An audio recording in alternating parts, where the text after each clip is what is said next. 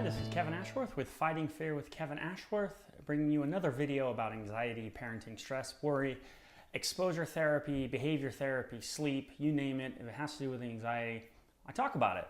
I'm a licensed professional counselor, the co-owner and clinical director of Northwest Anxiety Institute in Portland, Oregon.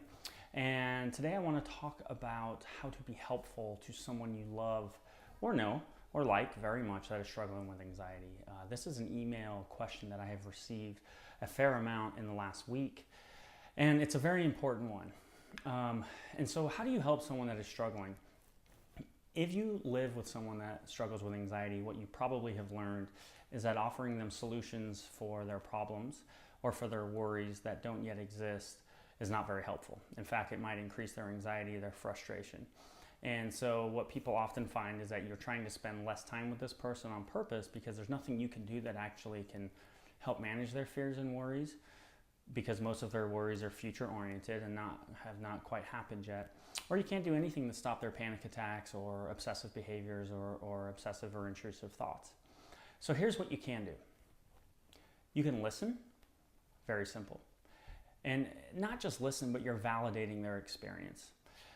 Most of us just want to be heard, and many of us don't get to. So we spend millions of dollars a year as a culture on therapy, and it is for many just to be heard, just to be validated that their problems are real to them, that their concerns are scary, and that you don't have to offer a solution. Most people in therapy aren't looking to be told what to do per se. They're really looking to be heard, and with that, they can kind of manage their emotions well enough to figure out some solutions.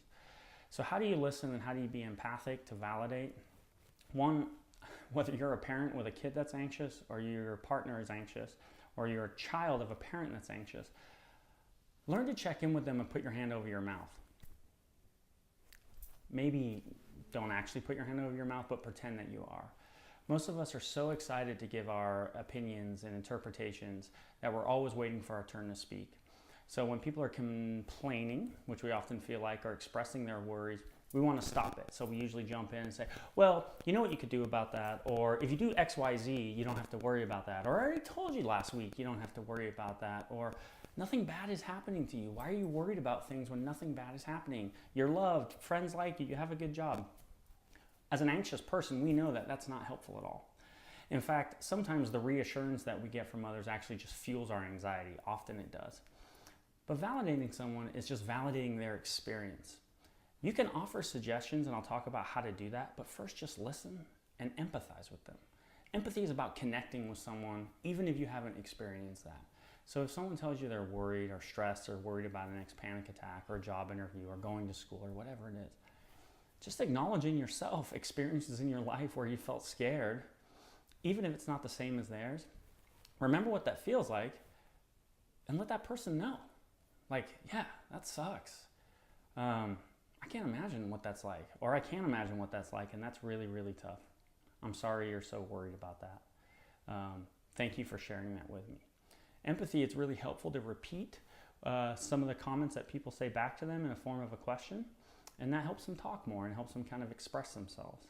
So you're worried people at work are picking on you. Yeah, I worry people at work are picking on me. You're right. You know, instead of giving them alternative options like that's probably not true, or maybe it's all in your head, or people really like you, these things actually feel very invalidating. So really the most important thing in helping somebody overcome their anxiety, if you're not a mental health professional, and even if you are and you're not their therapist, like you're their loved one, don't be their therapist, is acknowledging that when other people express discomfort, stress, or concern to you, it makes you feel pretty bad, especially if you love them. And usually our desire to provide them with solutions is usually just an avoidance strategy of our own distress. So if a loved one of mine is telling me about how upset they are, and I quickly say, do X, Y, Z, I'm usually getting rid of a feeling and working that same process of negative reinforcement. If you don't know what that is, check out some of my own videos or my other videos.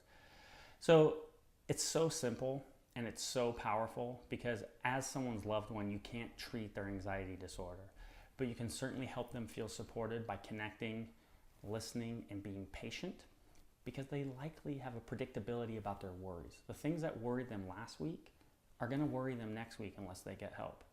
So also recognize that, and don't let that allow you to be frustrated every single week.